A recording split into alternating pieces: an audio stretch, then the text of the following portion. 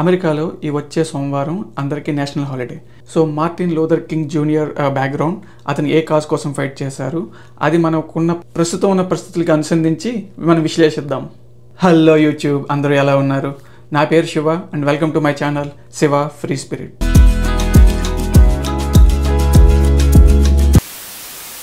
ఈ వీడియో చాలామంది కొత్త వాళ్ళకి రీచ్ అవుతుందండి. సో మీరు కనుక ఈ వీడియోని ఫస్ట్ టైం చూస్తున్నట్లయితే ఈ ఛానల్ని సబ్స్క్రైబ్ చేసుకోండి. అలాగే ఈ వీడియోని పూర్తిగా చూడడానికి ప్రయత్నించండి.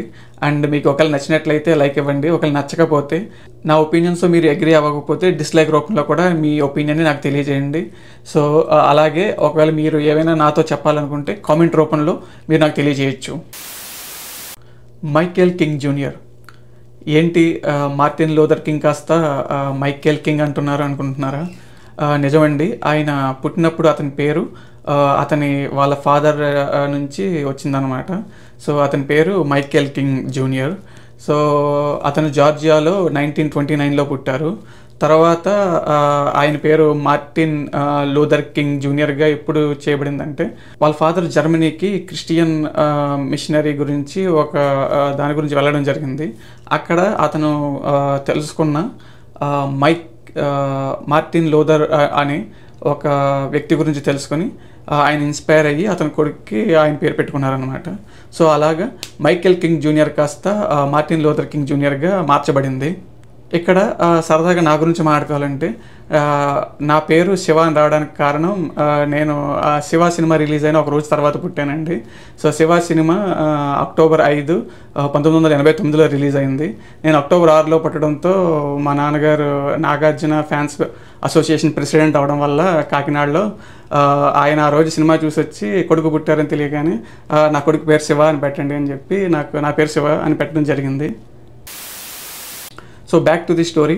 సో కింగ్ జూనియర్ వచ్చి చిన్నప్పుడు 6 ఏళ్ళ వరకు అందరితో కలిసి పెరగడం జరిగింది. బట్ 6 ఏళ్ళ తర్వాత నుంచి అతన్ని కొన్ని విషయాల్లో దూరంగా పెట్టడం జరిగింది. సో అప్పటి వరకు కలిసి పెరిగిన తన మిత్రులు ఎవరైతే వైట్ స్కిన్ ఉన్నారో వాళ్ళు అతనికి దూరంగా జరగడం, అతను వేరే స్కూల్లో జాయిన్ చేయడం, అండ్ అతను తినే ప్లేసుల్లో ఆర్ వెళ్ళే ప్లేసుల్లో ఒక విధమైన వివక్షత అతను చూడడం జరిగిందనమాట. సో అది చిన్నప్పటి నుంచి అతన్ని ఎంతో మదన పడేలాగా చేసింది. సో ఆయన యుక్త వయసులో కూడా ఆయన మహాత్మా గాంధీని ఇన్స్పైర్గా తీసుకుని, మహాత్మా గాంధీ చేసిన పోరాటాలని ఆయన ఇన్స్పైర్గా చేసుకుని 1960s అంటే 1970 డికేడ్లో దీని మీద పోరాడి సివిల్ రైట్స్ తీసుకురావడం జరిగిందనమాట. సో దానికి గుర్తుగా మనకి యుఎస్లో 2 నేషనల్ హాలిడేస్ ఉన్నాయి. ఒకటి జార్జ్ వాషింగ్టన్ డే అని చెప్పి ప్రెసిడెంట్ డే అని చేస్తారు. 2 ఇది మార్టిన్ లూథర్ కింగ్ డే అని చెప్పి జనవరిలో 3వ సోమవారం నాడు ఈ మార్టిన్ లూథర్ కింగ్ కింద చేస్తారనమాట. ఎందుకంటే ఆయన పుట్టింది January 15th, 1929. ఇక్కడ యూఎస్లో చాలా హాలిడేస్ వీకెండ్కి దగ్గరగా ఉండేలా చేసుకుంటారండి. లైక్ మండేస్ కానీ ఫ్రైడేస్ కానీ వచ్చేలాగా. So king junior Mahatma Gandhi నుంచి ఇన్స్పైర్ అయిన స్టోరీలో మనం తెలుసుకోవాలంటే, మహాత్మా గాంధీ గురించి ఆఫ్రికాలో ట్రైన్లోంచి తన బ్రౌన్ స్కిన్ అవ్వడం వల్ల ట్రైన్లోంచి బయటకు నెట్టేయడం జరిగింది. సో ఆ సంఘటన గురించి మనకి బాగా తెలుసు. అది కాకుండా దానికి ముందే మహాత్మా గాంధీ ఐడీస్ అంటే ఆఫ్రికాలో పనిచేసే విదేశీయులు, అంటే భారతీయులు ఎవరైతే వలస వచ్చి అక్కడ ఆఫ్రికాలో పనిచేస్తున్నారో వాళ్ళు వర్క్ వీసా అనమాట, వర్క్ వీసా పట్టుకుని ఎప్పుడు క్యారీ చేయాలని చెప్పి ఒక నిబంధన ఉండేది. దానికి ఎగెనెస్ట్గా ఆయన పోరాటం చేసి సక్సెస్ అయ్యారనమాట. ఎప్పుడు ఈ ట్రైన్లోంచి బయటకు గెంటేయడం అన్న సంఘటన జరగక ముందే ఈ సంఘటన జరిగింది. సో ఇది ఎందుకు జరిగిందంటే, మహాత్మా గాంధీ అక్కడ ఇండియా నుంచి అంటే గుజరాత్ నుంచి చదువుకుని లా డిగ్రీతో అక్కడ లా ప్రాక్టీస్ చేసేవారు అనమాట ఆఫ్రికాలో. సో ఆయన లాయర్ కింద అక్కడ పనిచేస్తా వేరే వాళ్ళు ఎవరైతే అక్కడ వలస వచ్చి పని చేస్తున్నారో వాళ్ళు ప్రతిరోజు ఐడితో పాటు వర్క్ వీసా క్యారీ చేయాలనే నిబంధన తప్పు. ఐడి ఒకటి ఉంటే సరిపోతుంది కదా, దాంతోపాటు ప్రతిరోజు డాక్యుమెంట్లు, అంటే ఇప్పుడంతే ఎలాగ మనకి చిన్న కార్డులో ఐడీస్ వచ్చినాయి కానీ అప్పుడు అలా ఉండేది కాదండి, ఒక బుక్లా ఉండేది. సో అది క్యారీ చేయడం అందరి వల్ల అయ్యేది కాదు. సో అలా క్యారీ చేయకపోతే వాళ్ళకి శిక్షలు విధించేవారు అనమాట. కొట్టడము, అవమానించడము, తిండి లేకుండా చేయడం చేసేవారు.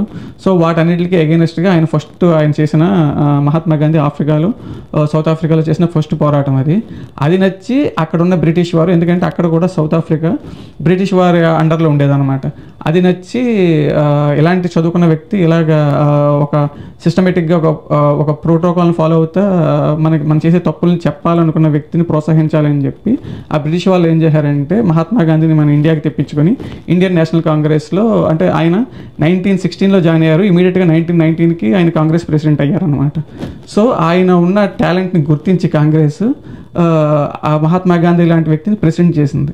సో కాంగ్రెస్ పార్టీ ఎప్పుడైనా టాలెంట్ ఉన్న వ్యక్తిని గుర్తించి వాళ్ళకి ప్రోత్సాహకరమైన పొజిషన్లో పెడుతుందన్నమాట. మన రాజమండ్రి ఎక్స్ఎంపీ గురించి తెలుసుకుంటే ఉండవల్లి అరుణ్ కుమార్ గారు కూడా ఒక లాయర్గా పనిచేసేవారు. ఆయన్ని వైఎస్ఆర్ కాంగ్రెస్లో ఉన్నప్పుడు ఆయన గుర్తించి ఆయనకి ఎంపీ కింద ఇచ్చి రాజ్యసభలో ఆయన మాట పలికే విధంగా ఆయన ప్రోత్సహించారు. సో ఇంకా మహాత్మా గాంధీ గురించి, ఆయన జీవితంలో జరిగిన విషయాల గురించి వచ్చే వీడియోలో మళ్ళీ వేరే సంఘటనలో మాట్లాడుకుందాం. సో ప్రస్తుతానికి coming back to king junior. ఆయన సివిల్ రైట్స్ కోసం పోరాడి 1970sలో ఇక్కడ నల్లజాతి వారికి కూడా ఈక్వల్ రైట్, నల్లజాతి వారైనా కాదు, ఎవరైతే వైట్ స్కిన్ కాని వాళ్ళు ఉంటారో వాళ్ళందరూ ఎదుర్కొనే వివక్షతకి, అంటరానితనానికి ఫుల్ స్టాప్ పెడుతూ ఎన్నో చట్టాలని మార్చడం జరిగిందనమాట. సో అప్పుడు దాకా ఉన్న రాజ్యాంగంలో చాలా చట్టాలని అప్పుడుకున్న పరిస్థితులకు అనుగుణంగా మార్చడం జరిగింది. అదేవిధంగా మనం చూస్తే మన రాజ్యాంగంలో కూడా ఇప్పటి వరకు ఎన్నో అమెండ్మెంట్స్ చేసుకుంటూ వచ్చాం. సో ఏవైతే సివిల్ రైట్స్ ద్వారా వచ్చినాయో అవి నల్లజాతి వారికే కాదండి, ఇలాగ విదేశీల నుంచి వచ్చిన F1, H1 ఇలాగ గ్రీన్ కార్డ్ మీద ఉన్న విదేశీయులందరికీ, ఇమిగ్రెంట్స్కి, నాన్ ఇమిగ్రెంట్స్కి కూడా వర్తిస్తుంది. సో ఎవరు మీ రంగు, మీ మాట, మీ నడక చూసి కానీ, మీరు ఏ స్టేటస్లో ఉన్నారో చూసి కానీ మిమ్మల్ని ఏ విధంగా వివక్షత చూపించకూడదు. సో మీరు ఇక్కడ ఉంటున్నారంటే, రెసిడెంట్ కింద ఉంటున్నారంటే మీరు అమెరికన్ సిటిజన్తో సమాన హక్కు, మీరు అంతే ట్యాక్స్లు పే చేస్తున్నారు, మీరు అంతే మెడికేర్ పే చేస్తున్నారు, మీరు అంతే సోషల్ సెక్యూరిటీ పే చేస్తున్నారు. ఆన్ టాప్ ఆఫ్ దట్ మీరు ఆ బెనిఫిట్లు వస్తాయో లేదో కూడా మీకు తెలియదు. సో ఇక్కడ ఏదైతే కింగ్ జూనియర్ పోరాడారో సివిల్ రైట్స్, అది మన ఇండియాలో ఏ వరకు ఉన్నాయన్న దాని గురించి ఒకసారి మాట్లాడుకుందాం.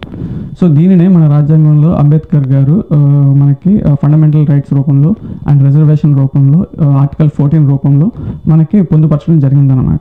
సో దీని ద్వారా ఏంటంటే ప్రతి వ్యక్తి ఏ కులంలో పుట్టినా, ఏ ప్రాంతంలో పుట్టినా, ఎంత హైట్ ఉన్నా, ఏ కలర్లో ఉన్నా, ఎంత చదువుకున్నా, ఎంత డబ్బున్నా అతన్ని చట్టపరంగా సమానంగా కోర్టులు, పోలీసు వ్యవస్థ చూడాలన్నది అందులో ఉన్న సారాంశం.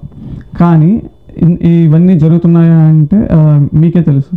సో మీ లైఫ్లో జరిగిన, మీరు ఎదుర్కొన్న వివక్షతని వీలైతే కామెంట్లో మీకు తెలియజేయండి. సో నేను నా లైఫ్లో జరిగిన 2 ముఖ్య సంఘటనల్ని ఇందులో సరదాగా మాట్లాడుకుందాం. ఒకటి, నేను బీటెక్ చదువుతున్నప్పుడు, అది 2008, 2009 ఆ ప్రాంతంలో మా ఫ్రెండ్తో అమలాపురంలో వేరే ఒక ఫ్రెండ్ దగ్గరికి వెళ్ళడం జరిగిందనమాట. సో ఏ ఫ్రెండ్తో అయితే వెళ్ళానో ఆ ఫ్రెండ్ అగ్రకులానికి చెందిన వ్యక్తి, వేరే వ్యక్తి దిగువ కులానికి చెందిన వ్యక్తి అనమాట. సో అతను వాళ్ళ ఇంటికి వెళ్ళినప్పుడు నాకు మంచినీళ్ళు ఇవ్వడం జరిగింది. సో అది నేను మరి ఎండాకాలంలో ఇచ్చినప్పుడు మంచి ఇచ్చినప్పుడు తాగాలి కదా అని చెప్పి తాగాను. మా ఫ్రెండ్ వద్దన్నాడు అనమాట. వద్దన్న తర్వాత కొంత దూరం అయిపోయింది, మీటింగ్ అయిపోయింది, మేము వెళ్ళిపోయిన తర్వాత కొంత దూరం వెళ్ళాక బయట హోటల్లో, బయట కిరాణా షాప్లో బైక్ ఆపి వాటర్ తాగడం జరిగింది. సో అప్పుడు నేనేం ప్రశ్నించలేదు, ఏం అడగలేదు. తర్వాత అదే ఫ్రెండ్తో నేను హోటల్లో తాగుతున్నప్పుడు అక్కడ హోటల్లో గ్లాసులో ఇచ్చిన వాటర్ తాగనన్నాడు అనమాట. తన చెప్పిన రీజన్ ఏంటంటే, ఇలా బయట ఎప్పుడు నీళ్ళు తాగకూడదు, నీకు ఎప్పుడు ఇంట్లో చెప్పలేదా అని అడిగాడు అనమాట. సో కొంతమంది వేరే ప్లేసుల్లో మంచినీళ్ళు కూడా తాగరు. మధ్యలో రాజమండ్రి ప్రకాష్ నగర్ పోలీస్ స్టేషన్లో నాకు చిన్న సంఘటన జరిగింది. సో ఆ టైంలో ఒక కేసు ఒకరి మీద నేను ఫైల్ చేయడానికి వెళ్ళినప్పుడు వాళ్ళు అడిగిన ప్రశ్న, వాళ్ళు ముఖ్యంగా నన్ను అడిగింది, నేను ఏం చదువుకున్నావు, నీ కులం ఏంటి అని అడిగారు. సో మనం చదువుకున్న చదువుని బట్టి, మన కులాన్ని బట్టి కొన్ని వ్యవస్థలు మనకి గౌరవం ఇస్తూ ఉంటాయి అన్నమాట. సో అదే పోలీస్ స్టేషన్లో వేరే వ్యక్తి, చదువుకున్న వ్యక్తిని వాళ్ళు ప్రవర్తించిన విధానం నా పట్ల ప్రవర్తించిన విధానంలో చాలా డిఫరెన్స్ ఉంది. సో ఎందుకో నేను చదువుకోవడం వల్ల, లేకపోతే నా కులం వల్ల వాళ్ళు నాకు గౌరవం ఇవ్వడం జరిగిందన్నమాట. అండ్ పోలీస్ వ్యవస్థే కాదు, కోర్టులో కూడా మీరు ఏ పిటిషన్ ఫైల్ చేసినా వయస్సు, పేరుతో పాటు కులాన్ని కూడా ప్రస్తావిస్తున్నారు. అంటే ఆధార్ కార్డు నెంబర్ ఉంటే సరిపోతుంది కదా, ఆధార్ కార్డు కానీ పాన్ కార్డు నెంబర్ కానీ ఎందుకని కులాన్ని అందులో చేర్చాల్సి వచ్చిందో, అది ఎందుకని ఆర్టికల్ 14కి అగెనిస్ట్ కాదో నాకు అర్థం కాలేదు. మరి వీటికి పరిష్కారం లేదా, మరి వీటికి సొల్యూషన్ ఏంటి అని అడిగితే నాకున్న పరిజ్ఞానంతో ఒక సొల్యూషన్ చెప్తానండి.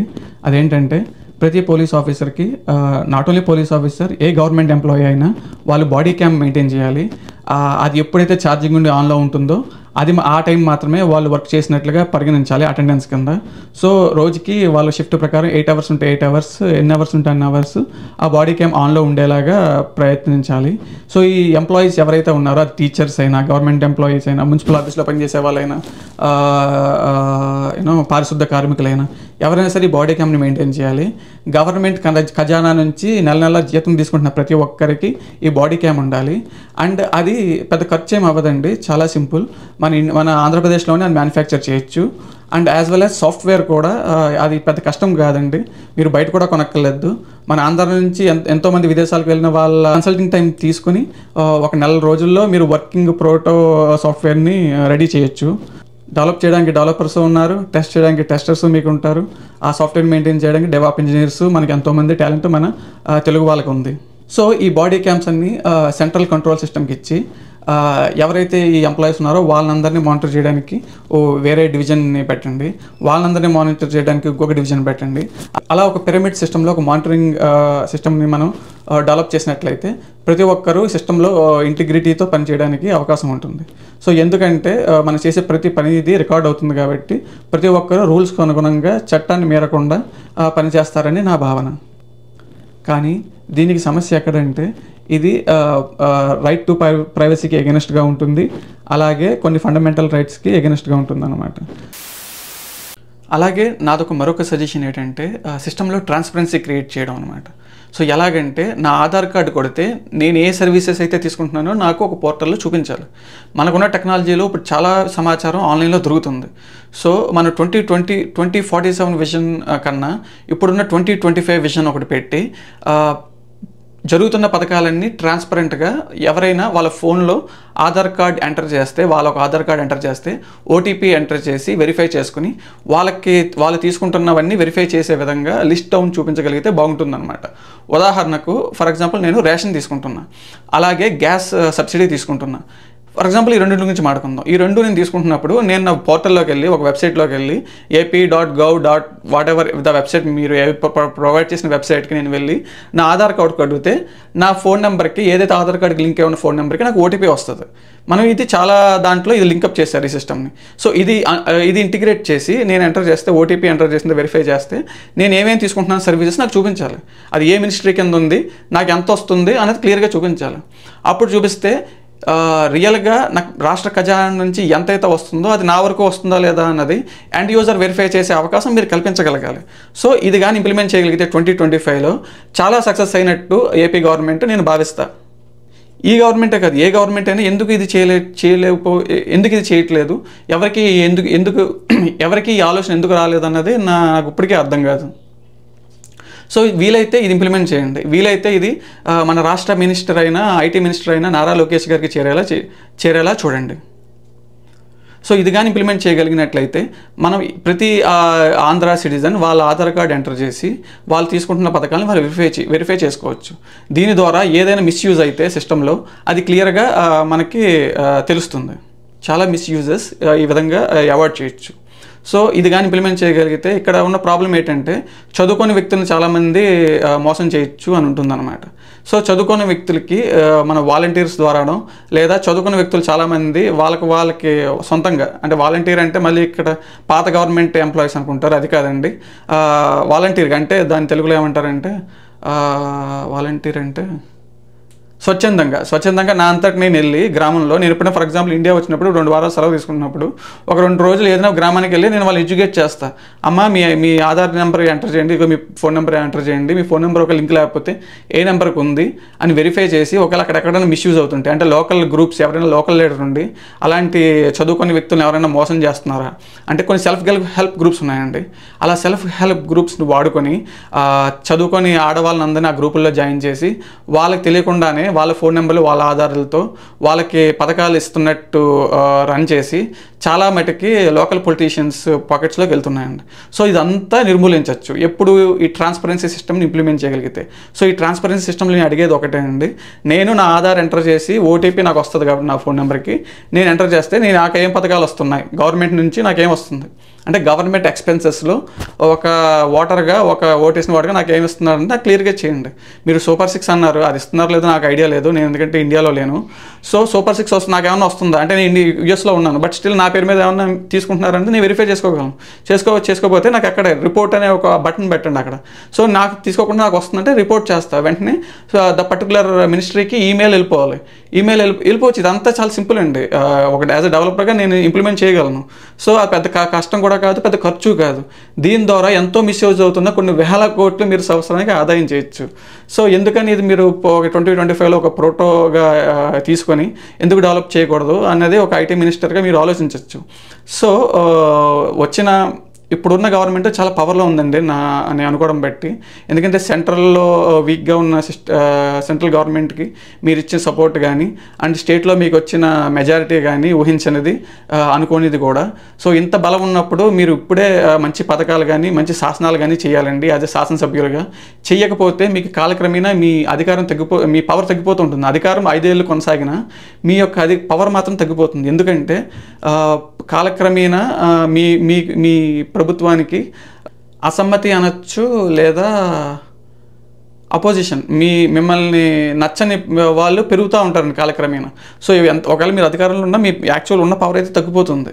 164 సీట్స్ ఉన్న కాలక్రమేణా ప్రతి దాంట్లో వీక్ అయిపోతారనమాట. ఎప్పుడు ఇలాంటి సిస్టమ్ని, ఇలాంటి ట్రాన్స్పరెంట్ సిస్టమ్స్ కానీ, ఇలాంటి బాడీ క్యామ్లు పెట్టి ప్రతి గవర్నమెంట్ ఆఫీసర్కి చేయడం కానీ చేయకపోతే మీరు వీక్ అయిపోతారు. ఎందుకంటే కూటమి లాంటి ప్రభుత్వం పెట్టి జనసేన, బీజేపీ, టీడీపీ లాంటి 3 ప్రభుత్వాలు కలిసి ఇంత మంచి ఆలోచనలో ఉన్న వ్యక్తులందరూ ఒక దగ్గర కలిసినప్పుడు కొత్త చేంజ్ రావాలి సిస్టంలో. సో ఈ రెండు కానీ ఇంప్లిమెంట్ చేయగలిగితే అసలు ఇది దేశానికి ఒక పెద్ద చేంజ్గా, ఆంధ్ర మోడల్గా మీరు ప్రచారం చేసుకోవచ్చు. సో ఈ వీడియోలో నేను మాట్లాడిన విషయాలపై మీకు ఎలాంటి క్వశ్చన్స్ ఉన్నా, మీకు మీ అభిప్రాయాన్ని కానీ కింద వీడియోలో కామెంట్స్ రూపంలో నాకు తెలియజేయండి. ప్రతి కామెంట్ని నేను చదువుతాను, ప్రతి కామెంట్కి రిప్లై ఇస్తాను. సో ఇప్పటివరకు ఈ వీడియోని చూసినట్లయితే లైక్ ఇవ్వడం మర్చిపోవద్దు. అండ్ ఇంకా ఈ ఛానల్ని మీరు సబ్స్క్రైబ్ చేసుకున్నట్లయితే సబ్స్క్రైబ్ చేయండి. Thank you so much for watching. I will see you all in the next video.